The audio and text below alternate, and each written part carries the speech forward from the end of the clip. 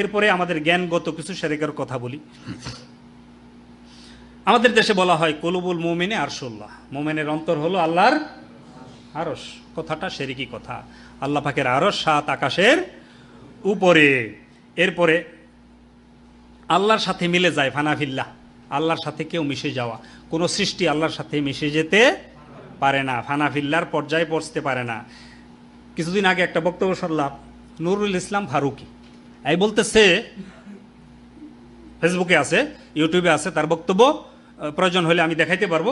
বলতেছে মানুষ এক পর্যায়ে আল্লাহর ইবাদত করতে করতে করতে করতে আল্লাহতে মিশে যায়, তখন সে আর ভালো মন্দ বুঝে না, তখন পর্দা বসিদা বুঝে না, ল্যাংটা থাকলেও সে আর তখন তার অনুভূতি থাকে না। হ্যাঁ, সেই অবস্থায় গিয়ে ওই অবস্থায় তখন আর টাকা পয়সা, খানা দানা, স্ত্রী পুত্র কিছু সে বুঝে না, তখন সে এমন অবস্থায় চলে যায়, তখন শরীয়তের কোনো এবাদত বন্দিগি তার উপরে ফরজ আর থাকে না। আচ্ছা, পাগল হইলে তার উপরে কি ফরজ, তা তো থাকবেই না। কিন্তু বলতেছে সেই অবস্থায় তার প্রস্রাব পায়খানা এগুলিও পাক, প্রস্রাব পায়খানা এগুলিও তখন কি হয়ে যায়, পাক হয়ে যায়। তো যাই হোক, এই অবস্থায় ফানাফিল্লা হয়ে যায়, আল্লাহতে মিশে যায়, বাকাবিল্লা। তো এই সমস্ত কথাগুলি বলা, আল্লাহতে মিশে যাওয়া, আল্লাহতে মিশে যেমন যেমন পানি চিনির মধ্যে মিশে যায়, এর অস্তিত্ব আলাদা করা যায় না, এইভাবে নাকি আল্লাহতে বান্দা কি হয়ে যায়, মিশে যায়। এগুলি হলো হিন্দুয়ানা যে সমস্ত ধ্যান ধারণা, ওই যে সর্বস্বরবাদ, সব কিছুই আল্লাহ, হরির উপরে হরি, হরি বসে তাই, হরিকে দেখিয়া হরি, হরিতে লুকায়, সবই হরি, কুকুরও হরি, শুকরও হরি, সব কিছুই হরি। তো আসলে আমাদের হলো সবই আল্লাহ, আর হলো সব কি মাখলুক। আল্লাহ হলেন স্রষ্টা, সবাই কি আল্লাহর সৃষ্টি। আল্লাহ এক, একক, তার কোনো কি নাই, শরিক নাই, অংশীদার নাই। আল্লাহতে কেউ মিশে যায় না, আল্লাহর ক্ষমতায় কেউ বসতেও পারে না, তার মর্যাদায় আল্লাহ নিজেই তিনি এক, অদ্বিতীয়। এরপরে আমাদের দেশে বলা হয় আল্লাহ সব জায়গায়, বলে না, বলেনি? এখন আমি যদি জিজ্ঞাসা করি, আচ্ছা আপনি বলেন তো আপনার পায়ের নিচে আল্লাহ আছে, আপনি কি বলবেন? আমাদের দেশের সেই লোকগুলি কি বলবে? বলবে না না না, আমার পায়ের নিচে আল্লাহ না। আল্লাহ হলেন আলিয়ুল আযীম, তিনি হলেন সুউচ্চ, সুমহান। আল্লাহ পাক নিচে থাকে না। আল্লাহরে যখন ডাকি আমরা, হাতটা কি করি, উপরের দিকে তুলি। কেউ আবার নিচের দিকে চায়নি, এভাবে ধরেনি হাত, না, সবাই উপরের দিকে ধরে। আল্লাহ পাক রব্বুল আলামিন কোথায় আছেন? আল্লাহ পাক কোরআনে কারিমে বলে দিয়েছেন অনেক জায়গায়, অনেকগুলি আয়াত আছে এরকম। আর রহমানু আলাল আরশি ইস্তাওয়া, সূরা তাহা 5 নম্বর আয়াত। আল্লাহ পাক বলেন রহমান আছে কোথায়? আরশের, আরশে তিনি সমুন্নত। আপনি যদি বলেন যে আল্লাহ সর্বত্র, সব জায়গায় আল্লাহ, সবার মধ্যে আল্লাহ, মোমেনের কলবের ভিতরেও আল্লাহ, এইভাবে কিন্তু আপনি আল্লাহর জাতে কি করতেছেন, আপনি শিরিক করতেছেন, আল্লাহর কিছু অংশীদার আপনি স্থাপন করতেছেন। আল্লাহ পাক রব্বুল আলামিনের গুণ হলো আল্লাহ হলেন আলিমুল গায়ব। আমরা আমাদের দেশে ফজরের পরে পড়ে আলিমুল গায়বি ওয়াশ শাহাদাতি হুয়ার রহমানুর রহিম। দৃশ্য অদৃশ্য সব কিছুর মালিক হলেন, সব কিছুর আলিম হলেন, সব কিছু যিনি জানেন, গায়েবের খবর জানেন, আর যা উপস্থিত তাও জানেন, সব জানেন কে? রহমানুর রহিম, সেই আল্লাহ পাক রব্বুল আলামিন। এই গায়েবের কথা আল্লাহ ছাড়া কেউ জানে না।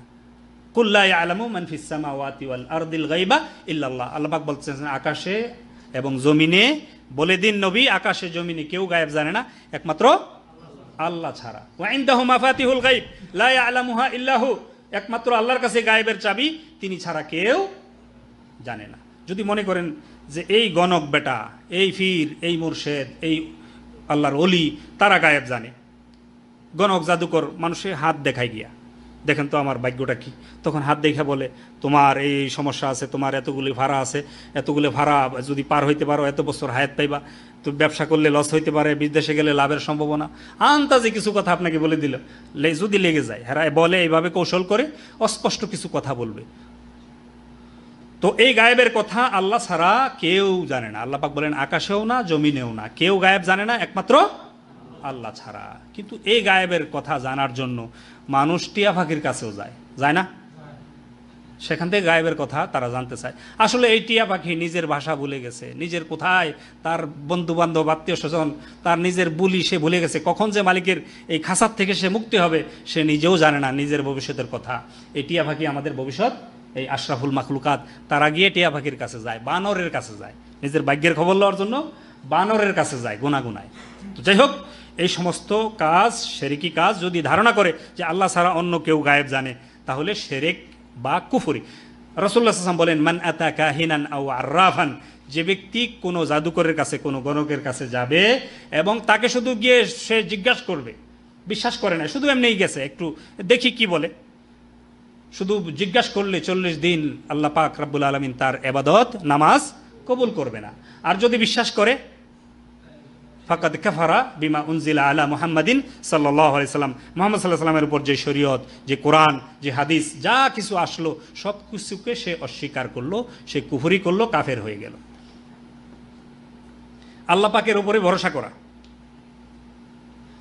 আমি আমাদের কোম্পানিতে দেখছি অনেক সময় অনেক লোকে আইসা বলে যে ভাই আমরা তো কফিলের সাথে আমাদের এত একটা ভালো সম্পর্ক নাই, আমরা তো কোথায় যাব, আমরা তো আপনাদের উপর ভরসা করি। এই ভরসা একমাত্র কার উপরে করতে হবে? হ্যাঁ, বলতেছে আপনি ছাড়া আমার কোনো ভরসা নাই, বলেন এরকম?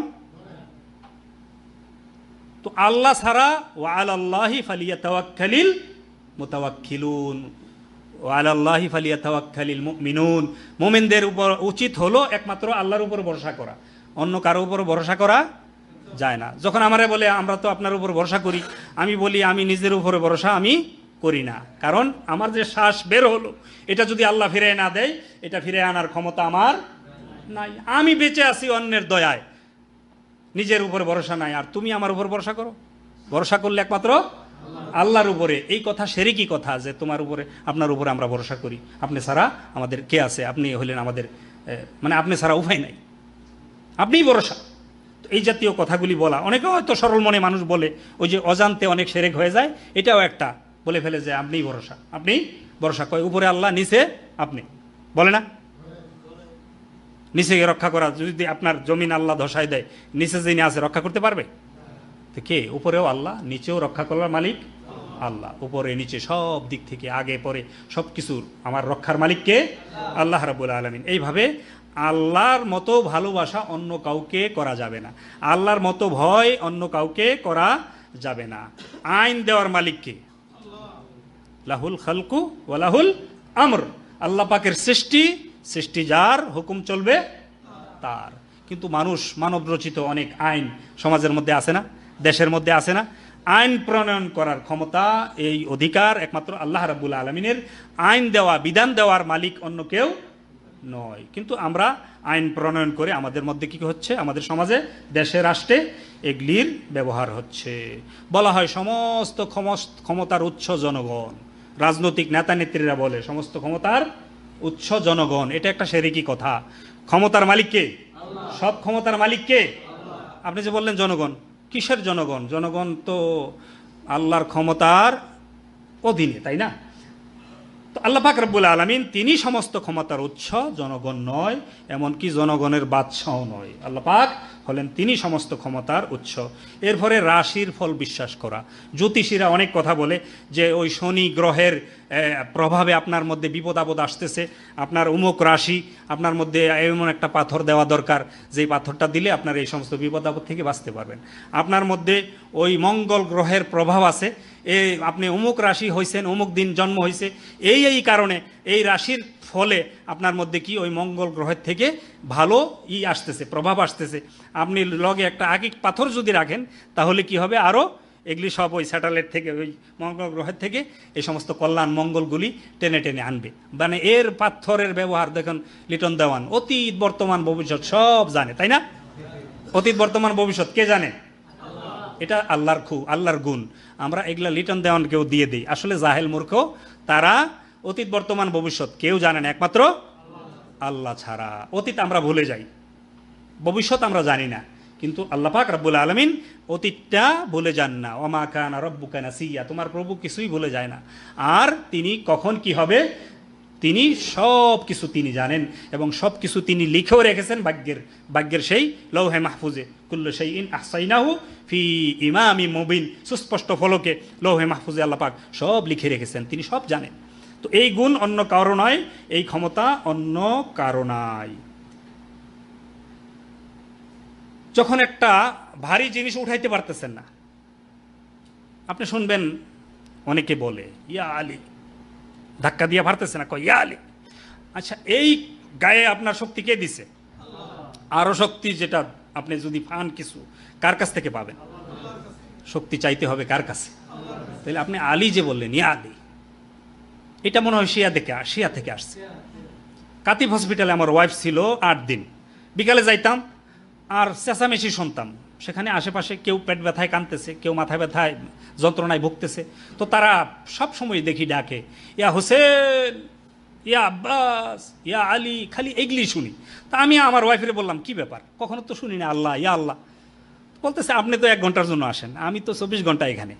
এই 8 দিনের মধ্যে একবার বলেও আমি শুনি না ইয়া আল্লাহ রক্ষা করো, ইয়া আল্লাহ বাঁচাও, ইয়া লতিফ, ইয়া গাফুর, ইয়া গাফার, ইয়া রহমান, একবারও শুনি নাই। শুধু তো শিয়াদের এই অবস্থা, তারা আল্লাহকে ডাকলে আল্লাহ ই করবো, তাহলে হোসেনরে ডাকলে বা আলীকে ডাকলে এগুলি হলো একটু শর্ট, মানে সংক্ষেপে এদেরকে কাছে পাওয়া যাবে হয়তো মনে করে যে আল্লাহর চেয়ে বেশি দয়া কি এদের, আল্লাহর চেয়ে বেশি ক্ষমতা কি এদের। আলী রাদিয়াল্লাহু তাআলা আনহু তিনি অন্যের হাতে শহীদ হয়েছেন, ইমাম হোসেন, ইমাম হাসান, এর আগে ওমর রাদিয়াল্লাহু তাআলা আনহু, এর আগে ওসমান রাদিয়াল্লাহু তাআলা আনহু, সকলকেই হত্যা করা হয়েছে, নিজের জান তারা নিজে বাঁচাইতে পারে নাই। তো আপনি আলীকে ডাকতেছেন, হাসানকে, হোসেনকে, তারা তো নিজেকেই বাঁচাইতে পারলো না, তো আপনি কাকেই ডাকতেছেন, কে আপনার রক্ষাকারী? এগুলি আমাদেরকে একটু বিবেক বিবেচনা আমাদেরকে একটু রেখে আমাদের এই সমস্ত কথা বলা উচিত। এরপরে অষ্টধাতুর আংটি ব্যবহার করে, এই আংটি লাগাইলে এই হবে সেই হবে, আপনি যেই নিয়তে পড়বেন এই নিয়তে আপনার কি হবে, হাসিল হবে।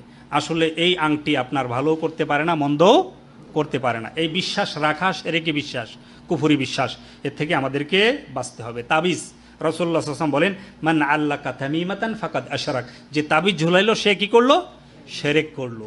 এই তাবিজ আপনার ভালো করতে পারে না, মন্দ করতে পারে না। ওয়া ইদা মারিদতু ফাহুয়া ইয়াশফিন, আমি যখন রুগ্ন হই আল্লাহ আমাকে সুস্থতা দান করেন। তাহলে কোরআনের দিকে ফিরে আসতে হবে, কোরআনের শিক্ষা আমাদেরকে নিতে হবে। বালা ব্যবহার করা, কায়তন ব্যবহার করা, অথবা অন্য কিছু ঝুলায় রাখা। ঘর বাড়িতে কবচ ঝুলায় রাখে, দোকানের মধ্যে ব্যবসার বরকতের জন্য ওই কবচ লেখা এখানে ঝুলায় রাখে, বান্দায় রাখে, দেখবেন। তো এইভাবে এগুলির মাধ্যমে কল্যাণ কামনা করা, এটা শিরক। কল্যাণ দেওয়ার মালিককে আল্লাহ, তার দিকেই ফিরে আসতে হবে, তার কাছেই চাইতে হবে, তার কাছেই আশা ভরসা করতে হবে বিপদ আপদ থেকে বাঁচার জন্য। আমি ছুটিতে গেলাম, দেখলাম কাঁঠাল গাছে অনেকগুলো কাঁঠাল হয়েছে মসজিদের পাশেই গাছ, গাছের মধ্যে অনেকগুলি কাঁঠাল। একটা চামড়ার জোতা জ্বলতেছে, কি ব্যাপার, জোতা কিসের? বলতেছে এই যে মুখ লাগে আবার, এই জন্য গাছের মালিক কি করছে, জোতা জ্বলাইছে।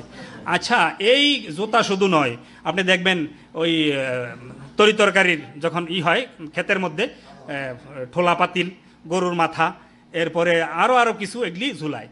এইগুলির মাধ্যমে চায় যে মন্দ থেকে, কুনজর, কুদৃষ্টি, এর থেকে রক্ষা পাওয়ার জন্য। আসলে এগুলি আপনার এই সিরাজোতা, এই আপনার অনিষ্ট কোনো খারাপি থেকে বাঁচাইতে পারে? বাঁচানোর মালিক কি? আল্লাহর ক্ষমতায় আপনি এই জোতাটাকে ফিট করেন, আপনার জ্ঞান কোথায় গেছে, আপনার আকল কোথায় গেছে? কে রক্ষা করবে আপনাকে? কে বাঁচানোর মালিক? কার উপরে? এই দেশের মানুষ দেখেন, তাবিজ এই দেশে আছে। আমার 3টা বাচ্চা এখানে হয়েছে, আলহামদুলিল্লাহ, তেমন কোনো অসুখ বিসুখ, মাঝে মধ্যে দেখতাম একটু সর্দি লাগতো, বাস। আমাদের দেশে দেখি বাচ্চা হলেই এই পেঁচাইল হামুক, এরপরে করি, তারপরে আরও কী গোটা অনেকগুলি তাবিজ, এরপরে গলার মধ্যে জোতার চামড়া, আরও কি দিয়ে এতগুলি বাচ্চার গলায় দেওয়া হয় না? এরপরেও দেখেন বাচ্চার রোগ সারে না। আজকে বলে বাতাস লাগছে, পরের দিন আগনা করছে, এরপরের দিন কি কুদৃষ্টি, কুনজর, তারপরে অসুখ বিসুখ বাচ্চাদের প্রায় থাকি। কিন্তু এই দেশে আলহামদুলিল্লাহ এত বাচ্চাদের অসুখ বিসুখ হয় না সাধারণত। আমি মাঝে মধ্যেই শুনি, যখন ওই আত্মীয় স্বজনের খোঁজ খবর নেই, বাচ্চাদের প্রায় অসুখ থাকে। তো আলহামদুলিল্লাহ এই দেশে তাবিজ কবজ এরা ব্যবহার করে না। আল্লাহ পাক রাব্বুল আলামিন এদেরকে আমাদের চেয়ে অনেক ভালো রাখছে, অনেক হেফাজতে আল্লাহ পাক তাদেরকে রাখছে। হাদিসে আসছে যে তাবিজ ঝুলাইলো আল্লাহ পাক তাবিজের উপরেই তাকে সফর্দ করে দেয়। ঠিক আছে, তাবিজই তোরে বাঁচাক, তাবিজই তোরে রক্ষা করুক। এক সাহাবি, তার যখন একটা বালা ছিল, রাসূলুল্লাহ সাল্লাল্লাহু আলাইহি ওয়াসাল্লাম জিজ্ঞেস করলেন এটা কি? উনি বললেন এটা হলো ওয়াহেনা, আমার শরীর দুর্বলতা, এর থেকে বাঁচার জন্য আমি এটা লাগছি। রাসূলুল্লাহ সাল্লাল্লাহু আলাইহি ওয়াসাল্লাম বলেন যে এই বালা এটা তোমার দুর্বলতা বৃদ্ধি করবে, রোগটা বৃদ্ধি করবে, তোমার কোনো কল্যাণ এটা সে করতে পারবে না। আর এই অবস্থায় মারা গেলে তুমি কোনোদিন কল্যাণের মুখ তুমি দেখবে না। 10 জন লোক আসছে ইসলাম কবুল করতে, 9 জনের ইসলাম কবুল করালেন, একজনকে ফিরিয়ে দিলেন। ইয়া রাসূলুল্লাহ, ইসলাম কবুল করার জন্য আমরা একসাথে 10 জন আসলাম, তো ওনাকে ফিরিয়ে দিলেন, 9 জনের ইসলাম কবুল করা হলো। তো রাসূলুল্লাহ সাল্লাল্লাহু আলাইহি ওয়াসাল্লাম বললেন যে তার কাছে কি আছে? তাবিজ আছে। তাবিজটা যখন খুলে ফেলে দিল, এইবার রাসূলুল্লাহ সাল্লাল্লাহু আলাইহি ওয়াসাল্লাম তাকে ইসলামের ছায়াতলে আশ্রয় দিলেন, সেখানে কালেমা পড়ায় তাকে মুসলমান বানালেন। তাহলে এই তাবিজ ব্যবহার করা মসজিদের ইমামেও ব্যবহার করে। কোরআনের মধ্যে ওই কোরআনের শেষ দিকে দেখবেন তাবিজের নকশা, বাচ্চা প্রস্রাব করলে এই এই নকশা দিয়া, এই জাফরানের কালি দিয়া বাইন্দা এইভাবে দোয়াই টোয়াই খাওয়াই দিবেন, এইভাবে তদবির আবার লেখা দিছে কোরআনের মধ্যে। জালিয়াতিরা কোরআনের মধ্যেও তাবিজ ঢুকাই দিছে। আসলে এই দেশের কোরআন দেখেন তো তাবিজ আসেনি, নকশা আসেনি। তো এগুলি আমাদের দেশে এই মসজিদের ইমাম, মাদ্রাসার হুজুর এরা লেখে, সাধারণ মানুষ তাবিজ লেখে না, এরা পারেও না। তো এরা আবার লেখা ওই 1325 টাকা, এরপরে 1030 টাকা, এইভাবে একটা রেট আপনার কাছ থেকে নিবে, এত এত হাজার এত টাকা। তো যাই হোক, এইভাবে তারা একটা ব্যবসা জুড়ছে। আসলে তাবিজ ব্যবহার করা কি, রাসূলুল্লাহ সাল্লাল্লাহু আলাইহি ওয়াসাল্লাম বলেন যে তাবিজ ঝুলালো সে কি করলো, শিরক করলো। এরপরে দেখেন বাচ্চা, ছোট বাচ্চা সাজায় গোছায়া এখন যাবে, বউ যাবে বাপের বাড়ি, যাওয়ার সময় সাজায় গোছায় বাচ্চার এখানে একটা কালো টিপ দেয়। তো কেন বলতেছে, এটা বদনজর না লাগবে না, কালি থাকলে এখানে। আসলে কালীর পূজা কারা করে? হিন্দুরা করে। এটা মুসলমান কালীর পূজা কখনো করে না। এই কালী আমাদেরকে রক্ষা করতে পারে না, এটা হিন্দুদের একটা দেবী কালী। সেই কালী পূজা তারা করে, কালীর পূজা। আমরা কালী আমাদেরকে রক্ষা করবে না, কালীর প্রতি আমাদের কোনো ভরসা নাই। আশা ভরসা সব কিছুর মূল হলো আমাদের আল্লাহ রাব্বুল আলামিন। এরপরে আমাদের দেশে যারা জাতীয় সঙ্গীত গায়, সেখানে বলে যে ওমা তোমার আকাশ তোমার বাতাস আমার প্রাণে বাজায় বাঁশি। এই আকাশ কার? এই বাতাস কার? হ্যাঁ, তো ওই জন্য অন্য কারো আকাশ নয়, কারো বাতাস নয়। আকাশের মালিক, বাতাসের মালিক, এই জগতের সব কিছুর মালিক একমাত্র আল্লাহ রাব্বুল আলামিন, তিনি আমাদের মালিক। এরপরে বাচ্চা, ছোট বাচ্চাদেরকে বলে লক্ষ্মী সোনা, আদর কইরা বলে কি লক্ষ্মী সোনা। কাস্টমার, আপনি কাস্টমার, আপনি লক্ষ্মী, আপনার যা বলেন আপনার কিছু বলা যাবে না, আপনি কাস্টমার, আপনি লক্ষ্মী। আচ্ছা, লক্ষ্মীটা কি? হিন্দুদের একটা দেবী। এই লক্ষ্মীর কাজ হইল বরকত দেওয়া, রহমত দেওয়া, যত কল্যাণ আছে এগুলি দেওয়ার মালিককে লক্ষ্মী। হেদের হিন্দু ধর্মে এগুলা দেয় কে দেয়? লক্ষ্মী। ব্রেন দেয় সরস্বতী, আর বিপদ আপদ যত দেয় এগুলা শনি, কালী। তো এদের কাজ আমাদের ভালো মন্দ, খাইরিহি ওয়া শাররিহি মিনাল্লাহি তাআলা, ভালো মন্দ সব কিছুই কার কাছ থেকে? আল্লাহ পাকের কাছ থেকে আসে। এরপরে কয় শনি লাগছে, শনি। আসলে শনি আমাদের শনি নাই, আমাদের শনি কোনো দেবতা না, শনির পূজা আমরা করি না, লক্ষ্মীও নাই, আমগো শনিও নাই। মুসলমানদের এ সমস্ত ভাষা ব্যবহার করা উচিত নয়, এগুলি শিরকি কথা। শনি আমাদেরকে কোনো বিপদ দিতে পারে না। খেলোয়াড়রা মাঠে নাইমা মাটিরে সালাম করে, দেখছেন নি? ক্রিকেট খেলোয়াড়রা মাঠে এইভাবে মাটিকে সালাম দেওয়া যাবে না। এরপরে ব্যবসায়ীরা পাল্লার মধ্যে যদি পাও লাগে, দেখবেন এটারে আবার সালাম করে। ক্যাশ বাক্স সালাম করে, এটারে আবার আগরবাতি কি দিয়ে এটারে সকালবেলা আইসা কিছু আনুষ্ঠানিকতা করা হয়। টাকারে কপালের মধ্যে লাগায়। রিক্সাওয়ালা কিছু আছে দেখবেন, সকালবেলা প্রথম যে ইটা পাইলো টাকাটা, এটা রিক্সার হ্যান্ডেলে লাগায়, এরপরে কপাল লাগায়, চুমা দিয়া ভরে রাখে। দেখছেন নি এরকম? হ্যাঁ, এই টাকা কপালে লাগানো, টাকারে আপনি এইরকম তাজিম করা, সম্মান করা, অথবা পালা হোক, ক্যাশ বাক্স হোক, এগুলিকে সালাম করা, এগুলিকে বরকতের মাধ্যম মনে করা, এগুলি শিরক। আবার কেউ বলে মানি ইজ সেকেন্ড গড, পয়সা টাকা হলো এটা দ্বিতীয় আল্লাহ। না, এই জাতীয় কথা বলা কি সরাসরি শিরক। কসম করা, আল্লাহ ছাড়া অন্যের নামে কসম করা। রাসূলুল্লাহ সাল্লাল্লাহু আলাইহি সাল্লাম বলেন, মান হালাফা বিগাইরিল্লাহি ফাকাদ আশরাক, আল্লাহ ছাড়া যে অন্যের নামে কসম করে সে কি করে? শিরক করে। একমাত্র আল্লাহর কসম করতে হবে, অন্য কারোর কসম হবে না। আমাদের দেশে দেখবেন বলে মাটিটার উপর দাঁড়ায় বলতেছি, পশ্চিম দিকে ফিরা বলতেছি, ছেলের মাথায় হাত দিয়ে বলতেছি, মায়ের কসম, বাবার কসম, আরও কত কিছু। এই জাতীয় কসম যদি কেউ করতেই হয়, তাহলে ফালিয়াহলিফ বিল্লাহ, সে যেন আল্লাহর কসম করে। অন্য কারো নামে কসম করলে ফাকাদ আশরাক, সে কি করবে? শিরক করবে। ছবি মূর্তিকে সম্মান করা, ছবি ঝুলে রাখছে অমুক নেতা নেত্রী, এই সেই, এদেরকে যদি সম্মানের উদ্দেশ্যে, ওইটাও একটা মূর্তি, ছবি মূর্তি, ওটাকে যদি ওইভাবে তাজিম করা হয়, সেখানেও শিরক হবে। একবার দেখলাম নৌকাতে যাচ্ছি, যখন বিলের থেকে যখন ওই নদীতে নামছে, নৌকার গোলই দুইতেছে। জিজ্ঞাসা করলাম কি ব্যাপার, আপনি হঠাৎ করে গোলই দেওয়া শুরু করলেন? বলতেছে এটা আমরা নদীতে যা নামলাম, বিলের থেকে, বর্ষাকালে বিল বা ঝিল থেকে নদীতে নামার পরে এটা ধুইতে হয়। না ধুইলে কি হয় বলতেছে, গঙ্গিমায় নৌকা নিয়ে যায়, অর্থাৎ নৌকাটা ডুবে যায়। এই গঙ্গিমা কাদের গঙ্গি?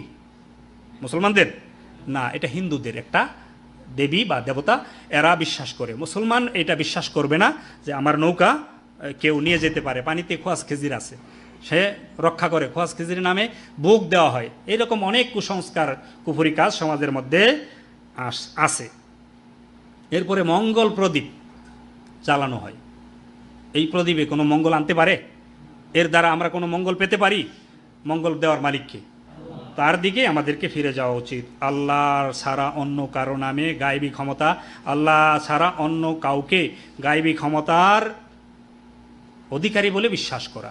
সে নিজে অনেক কিছু করে দিতে পারে, বিপদগ্রস্তকে সাহায্য করতে পারে, রোগীকে তার রোগ মুক্ত করে দিতে পারে, সন্তানহীনকে সন্তান দিয়ে দিতে পারে। এরকম যদি কাউকে মনে করা হয় তাহলে কি এটা শিরকি একটা বিশ্বাস। এরপরে কিছু আছে কথার মধ্যে কিছু শিরক হয়।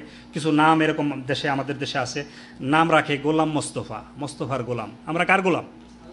আল্লাহর গোলাম। যদি বলে গোলাম মোস্তফার গোলাম, এটা একটা শিরকি কথা।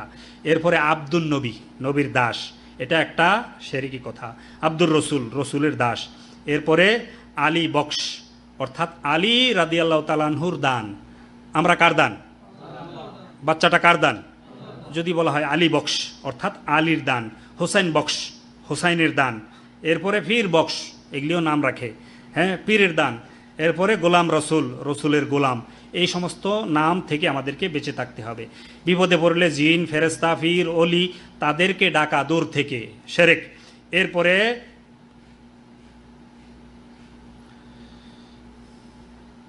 কোনো মাস বা সময়কে উত্তম মনে করা, একে কল্যাণকর মনে করা, কোনো সময়কে ভালো, কোনো সময়কে খারাপ মনে করা। মহরম মাসে, কার্তিক মাসে বিয়ে শাদী করা উচিত নয়। রবিবারে, বৃহস্পতিবারে বাঁশ কাটা যায় না। সোমবারে, বুধবারে গোলা থেকে ধান বের করা যায় না। শনি ও মঙ্গলবারে বিয়ে করা যায় না। এরপরে ঝাড়ু বাঁধাও উচিত নয়।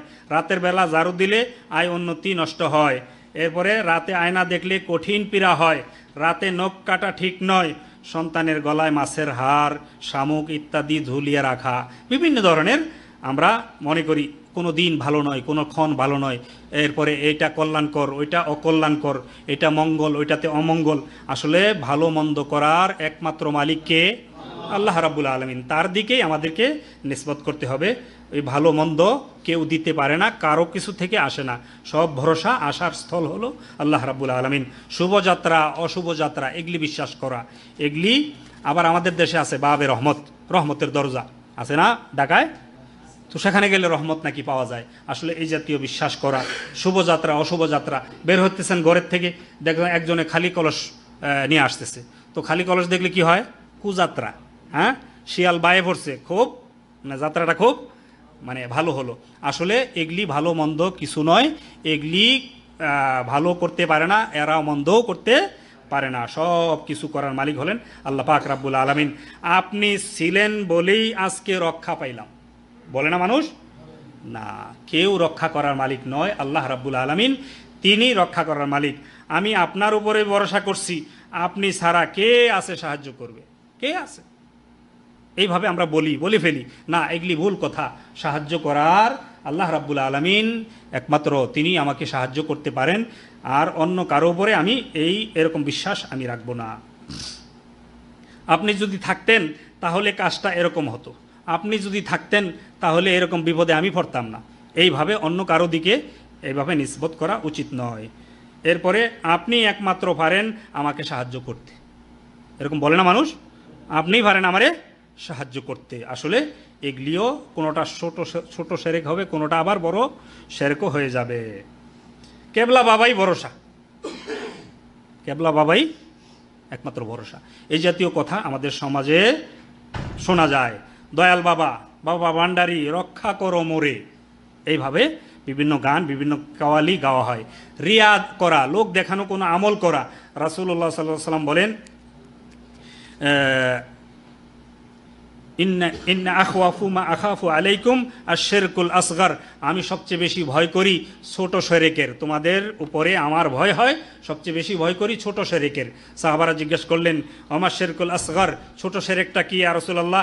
রাসূলুল্লাহ সাল্লাল্লাহু আলাইহি ওয়াসাল্লাম বলেন এটা হলো লোক দেখানো কাজ করা, রিয়া করা, এটাও ছোট শিরক। কুরবানি দিতেছেন, যদি মানুষকে দেখানোর জন্য উদ্দেশ্য থাকে, হজে যাচ্ছেন, দান খয়রাত করতেছেন, মানুষকে দেখানোর জন্য যদি উদ্দেশ্য থাকে, তাহলে আল্লাহ পাক রব্বুল আলামিন কিয়ামতের দিন বলবেন যাকে দেখানোর জন্য আমল করছিলা, যাও তুমি তার কাছে গিয়ে দেখো কিছু বিনিময় পাও কিনা।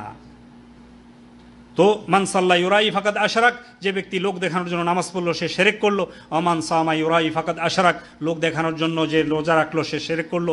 অমান তাসাদ্দাকা ইউরাই ফাকাদ আশরাক, লোক দেখানোর জন্য যে দান খয়রাত করলো সেও শিরক করলো।